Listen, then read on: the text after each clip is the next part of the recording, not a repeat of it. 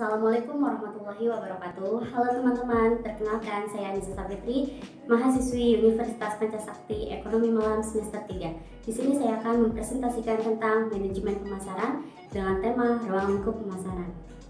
Apa sih ruang lingkup pemasaran? Pemasaran memiliki ruang lingkup yang sangat luas, mencakup semua kegiatan mulai dari konsep, ide, hingga kegiatan mencakup realisasi laba. Pemasaran memiliki cakupan yang luas, segala jenis entitas yang bernilai bagi segmen pasar dapat dipasarkan.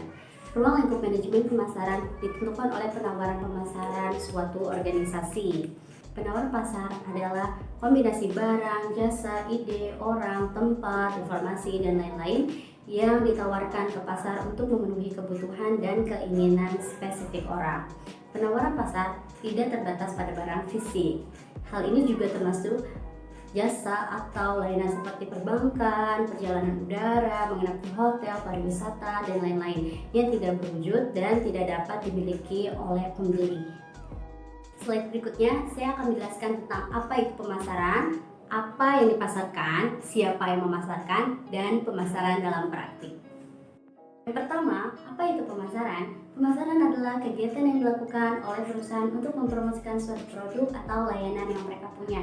Pemasaran ini mencakup pengiklanan, penjualan, dan pengiriman produk ke konsumen atau perusahaan lain. Menurut AMA atau American Marketing Association, pemasaran adalah suatu fungsi organisasi dan seperangkat proses untuk menciptakan, mengkomunikasikan, dan menghantarkan nilai kepada pelanggan dan pengelola hubungan pelanggan dengan cara yang menguntungkan organisasi dan pemangku kepentingannya.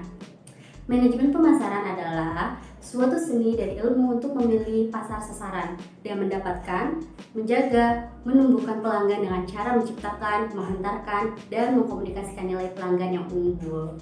Menurut definisi sosial, pemasaran adalah suatu proses sosial yang di dalamnya mendapat individu dan kelompok yang mendapatkan apa yang mereka butuhkan dan inginkan dengan cara menciptakan, penawaran, dan pertukaran secara bebas produk bernilai dengan pihak lain. Dalam melakukan promosi, mereka akan menargetkan orang-orang yang sesuai dengan produk yang dipasarkan.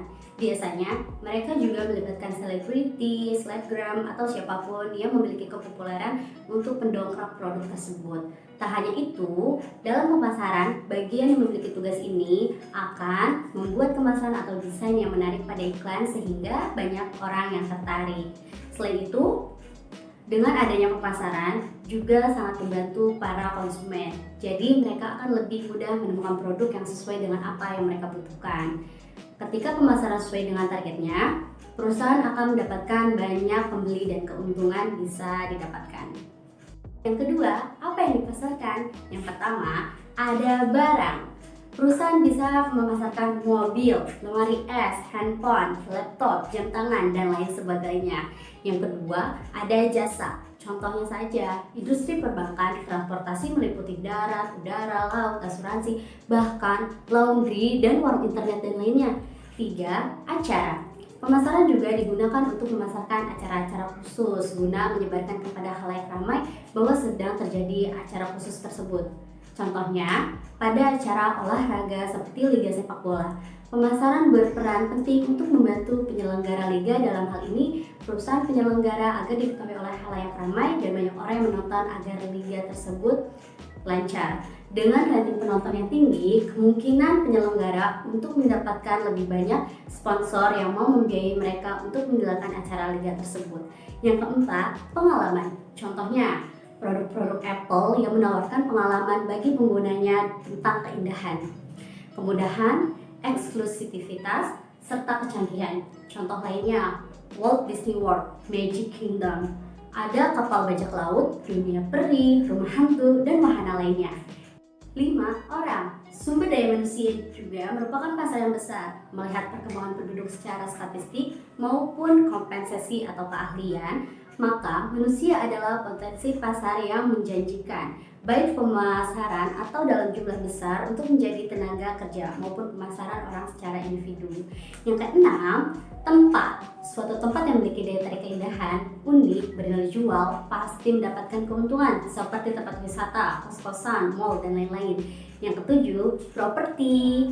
Hak kepemilikan tak berwujud atas properti yang sebenarnya atau real estate maupun properti finansial atau dalam bentuk saham dan obligasi. Kedelapan, organisasi. Organisasi menawarkan pada pasar sasarannya beragam pelayanan jasa. Organisasi bisa menjual keahliannya dan keunikannya. Contohnya, organisasi yang membangun brand mereka sebagai organisasi non-profit sebagai Wikipedia, organisasi yang melakukan jasa seperti agensi pemasaran, event, organizer, dan lainnya. 9. Informasi. Era informasi yang begitu pesat berkat dukungan teknologi informasi saat ini menjadikan bisnis ini peluang pasar yang menggiurkan saat ini. Informasi-informasi yang ditawarkan juga sangat bermacam-macam. Marketer dapat mengambil peluang ini dengan membangun brand yang unik, berbeda dari yang lainnya dan bernilai jual. Era informasi saat ini sangat mempengaruhi pesatnya perkembangan internet. Contoh, peluang yang bisa diambil seperti website, toko online, pemasaran online, maupun blogging yang menawarkan informasi. Dan yang terakhir, gagasan. Setiap penawaran pasar mencakup suatu gagasan dasar.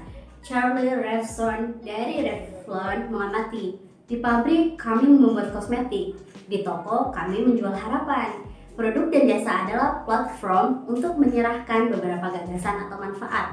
Pelaku pemasaran sosial sibuk mempromosikan gagasan-gagasan seperti katakan tidak pada narkoba dan selamatkan hutan kita. Siapa yang memasarkan? Pemasar, yaitu seorang yang mencari respon, pembelian, dukungan, perhatian, sumbangan dari pihak lain yang disebut prospek. Dan yang terakhir, pemasaran dalam praktik. 3 tahap praktek pemasaran. Yang pertama, pemasaran kewirausahaan. Individu melalui usaha mencari nafkah melalui cerdiknya. Yang kedua, pemasaran terencana. Merubah bisnis kecil melalui sistem pemasaran yang terencana atau program. Dan yang terakhir, pemasaran intrapreneurial. Pemasaran dikembangkan melalui upaya kreativitas dalam membangun nilai bagi kepuasan pelanggan. Baik, sekian presentasi dari saya. Kurang lebihnya mohon maaf. Wassalamualaikum warahmatullahi wabarakatuh.